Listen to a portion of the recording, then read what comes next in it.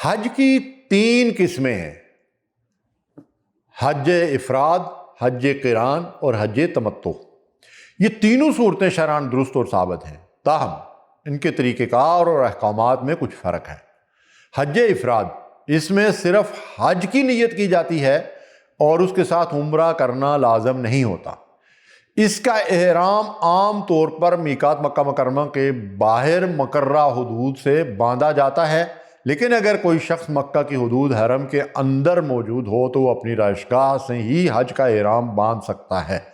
اس طریقے کی خاص بات یہ ہے کہ اس میں حاجی پر قربانی واجب نہیں ہوتی، البتہ اسے حج کے ارکان مکمل ہونے تک مسلسل احرام کی پابندیوں میں رہنا پڑتا ہے۔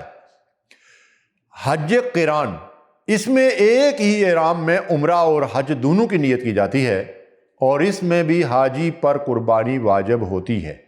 حج تمتع، اس کا طریقہ یہ ہے کہ پہلے عمرہ ادا کر کے احرام کھول دیا جائے اور پھر 8 ذی الحجہ کو دوبارہ حج کا احرام باندھا جائے۔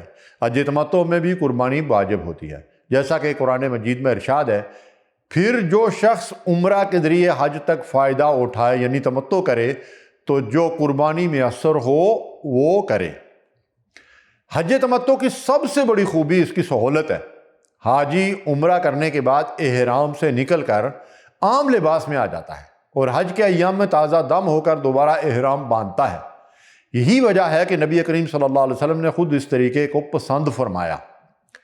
رسول اللہ صلی اللہ علیہ وسلم نے صحابہ کرام کو طواف اور سعی کے بعد بال کٹوا کر حلال ہونے کا حکم دیا اور فرمایا کہ اگر وہ اپنے ساتھ قربانی کا جانور نہ لائے ہوتے تو وہ خود بھی یہی کرتے۔ خلاصہ یہ ہے کہ وہ حجاج جو بیرون ملک سے آتے ہیں اور سہولت کے ساتھ سنت پر عمل کرنا چاہتے ہیں، ان کے لیے حج تمتع بہترین اور آسان ترین انتخاب ہے۔ یہ طریقہ عبادت کو اطمینان اور سکون کے ساتھ ادا کرنے میں مددگار ثابت ہوتا ہے۔ اے اللہ، ہم حج کی جو بھی قسم ادا کریں اسے ہمارے لیے سہل اور آسان بنا دے، ہمارے ارادوں میں پختگی اور عمل میں برکت پیدا فرما اور ہمیں اس طریقہ کار پر چلنے کی توفیق دے جو تیرے نزدیک سب سے زیادہ پسندیدہ ہو۔ آمین یا رب العالمین۔